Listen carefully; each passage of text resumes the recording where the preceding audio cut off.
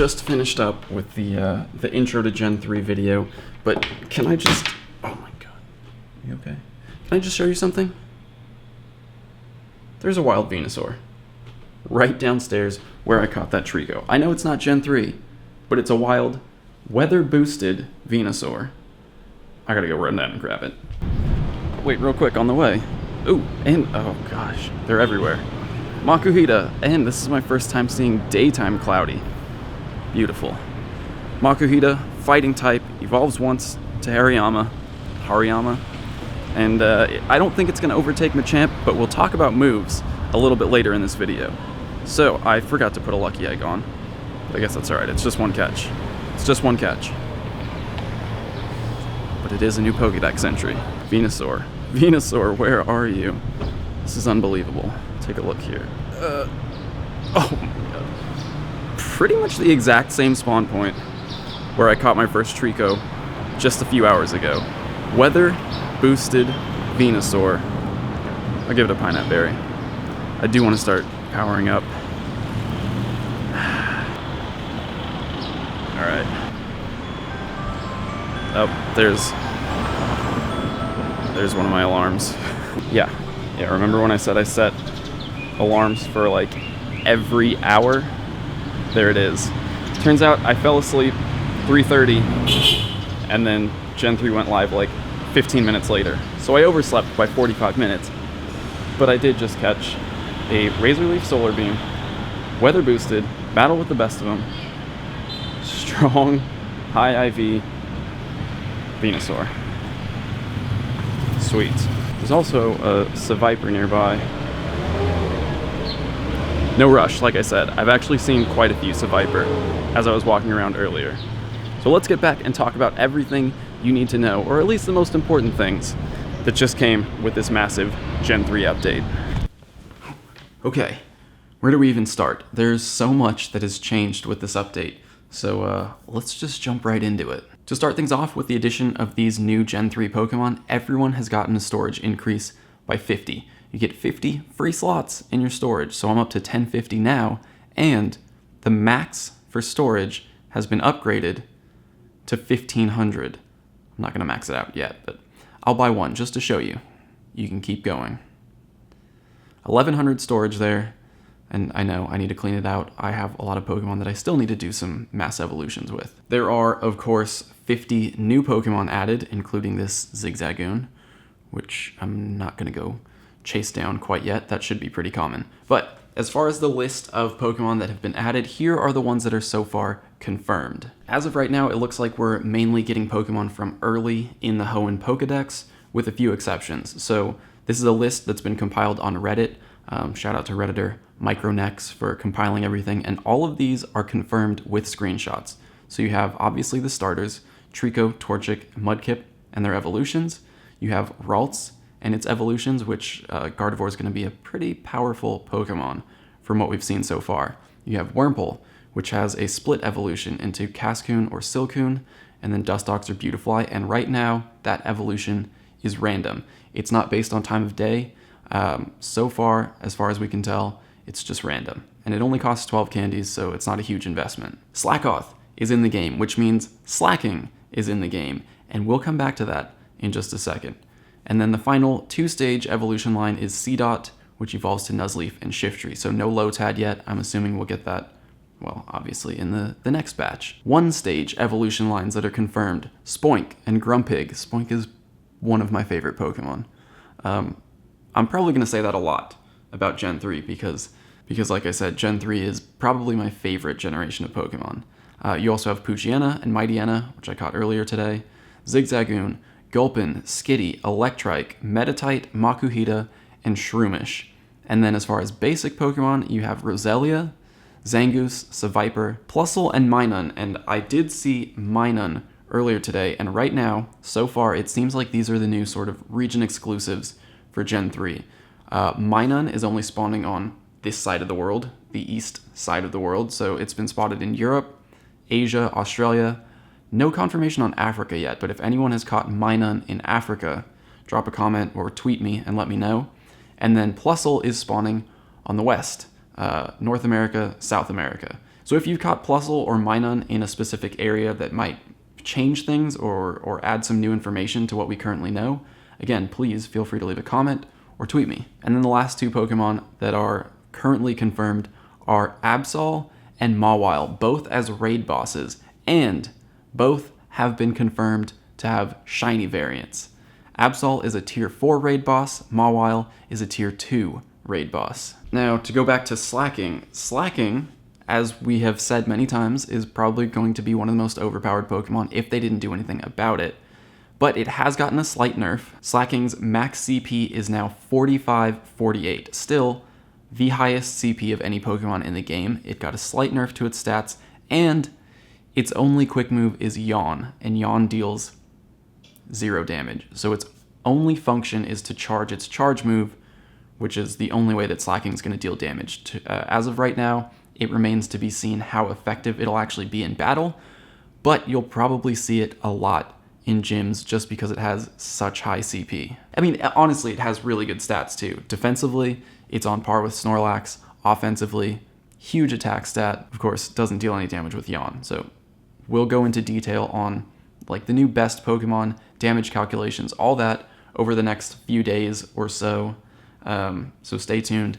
A lot more detailed breakdowns definitely coming on all this information. Now, while we're talking about nerfs and buffs, Ho-Oh has gotten a slight buff. Its base stamina or base HP was increased from 193 to 212, and that means that the CP of Ho-Oh is going to change. Now, if I go in here, mine haven't quite changed yet, but be patient. As we've seen with previous nerfs and buffs, this will update eventually. So you don't have to do anything. You don't have to worry about it. They will change, but I am going to power it up just to show you. One time, it's going to gain 156 CP with the one power up. So that is its now new CP. That's its appropriate CP, 2352, and this is like an 87%. So I might not end up powering this one up anymore, but at the moment, it's my best, and it has 15 attack. Now, with that slight buff, Ho-Oh's new max CP does break 4,000. It's 4,063, so if you're lucky like Reversal, and you have a perfect IV Ho-Oh, you can now break 4,000 CP. I guess you could do it with Slacking too, but I mean, we have two Pokemon over 4,000 CP now. I don't know why Mewtwo didn't get a buff at all.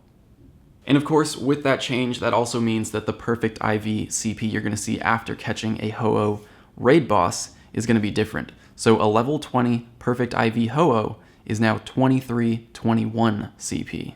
2321 is now the new number you want to be looking for after a Ho-Oh raid. But if that Ho-Oh is boosted by weather, things are completely different, and we're going to talk about this right now. If the Ho-Oh is boosted by weather, so if it's windy for flying types or if it's clear for fire types, the max CP of a perfect IV Ho-Oh is 2902, 2,902. And let me explain why that is, well, right now. Pokemon that are boosted by weather can now appear up to 5 levels higher in the wild. So a raid boss who's boosted by weather is going to be caught at level 25 as opposed to level 20 when it's not boosted by weather. And wild Pokemon can also appear 5 levels higher, now above the previous wild Pokemon cap of level 30. And if we go back and look at the coughing that I caught at like 4:30 a.m. this morning, you can see that its power-up cost is 7,000 Stardust, which equates to either level 33 or 33.5, something like that. So this is obviously a wild coughing caught above level 30. The new max for weather-boosted spawns is equal to your trainer level plus 5. So if you're level 25, you can catch Pokemon, weather-boosted Pokemon up to level 30. Once you reach level 30, you can catch weather-boosted Pokemon up to level 35. And that's huge because weather-boosted Pokemon also have better IVs. You'll be able to catch them at higher levels, and that's going to potentially save you a lot of Stardust on Pokemon that could be worth powering up. And if we take a look at the weather, which is now changed to partly, still looks pretty cloudy, but apparently it's partly cloudy. Normal and rock types are being boosted here. These Pokemon are stronger. That's in IVs and in level. Appear more frequently, which I've definitely seen this morning, and give bonus Stardust when caught. That's 25% more Stardust. So for a unevolved Pokemon, you're going to get 125 Stardust. A fully evolved Pokemon, normally awards 500 Stardust, you're actually going to get 625 if you catch one in the wild. Good for raid bosses like Machamp, Alakazam, Gengar. Oh yeah, rock spawns are... Can I just say I really like this new weather system so far. Obviously you can't control the weather, but you can, on certain days, depending on the weather, go out and hunt specific types of Pokemon that you might be looking for. So, really cool feature. Really cool addition, I think. And now that weather is actually fully released in the game, we know which types are affected. Previously, we only knew 5, according to the video I posted earlier today.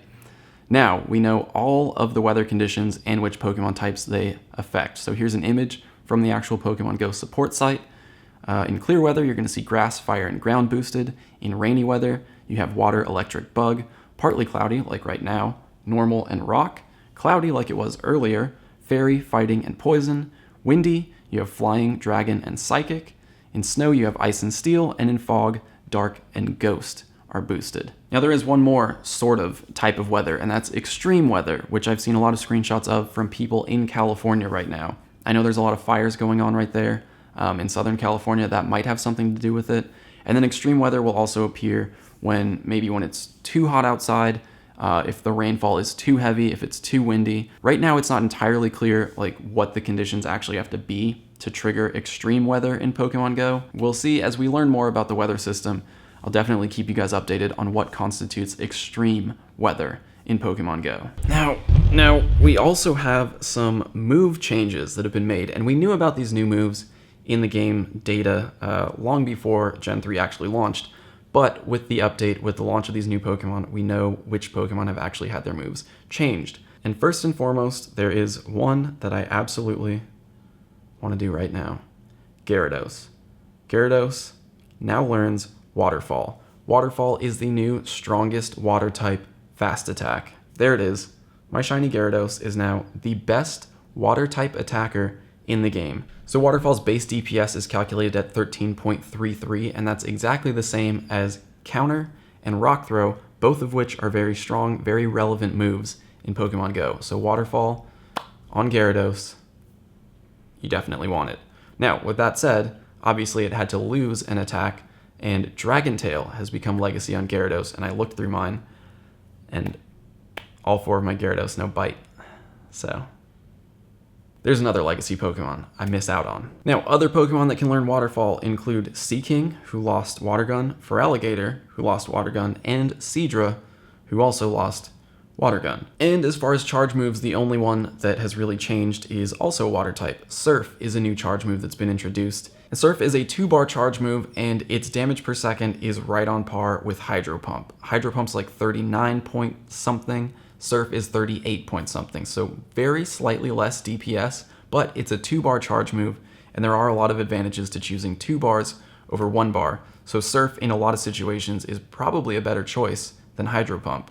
But again, we're going to go into depth on these changes. I'll update all the calculations and everything soon. As far as Pokemon that can learn Surf now, Rhydon, believe it or not, has lost Megahorn and can now learn Surf.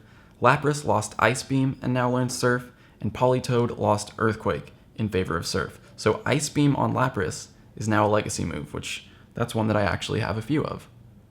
Cool. The only other move change at this point is Suicune, who lost Hidden Power and gained Snarl.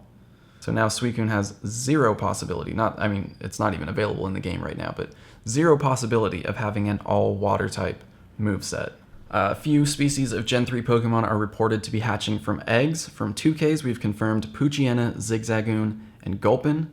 From 5Ks, we have the 3 starters and Shroomish.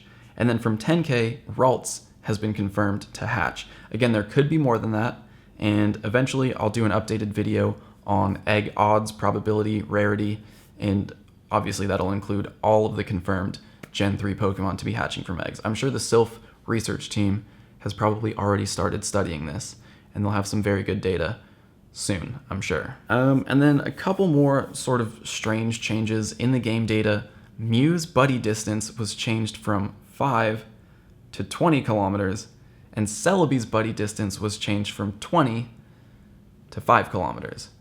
Why? I have no idea. The Star Piece, the new item that we talked about previously, is not available in the game yet, but it's been confirmed that it's going to multiply Stardust by 1.5. It's not going to double the Stardust while the item's active. You're going to get 50% more Stardust.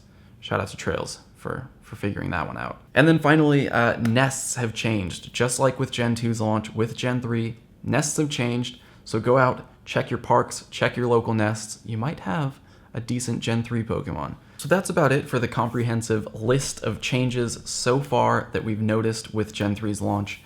Quite a few of them, and again, I'll go into detail more with these over the next few days, weeks even, depending on what new information we learn about all this. So I hope that this was helpful. I hope you're sort of caught up to speed now on everything that's going on in Pokemon Go with Gen 3's launch.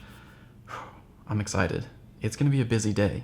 So I guess this is probably like video number 3 of the day, and after this, I have a big day planned. I'm going to go out with some local trainers, and it should be a lot of fun, and then you'll be able to see that tomorrow. Stay tuned.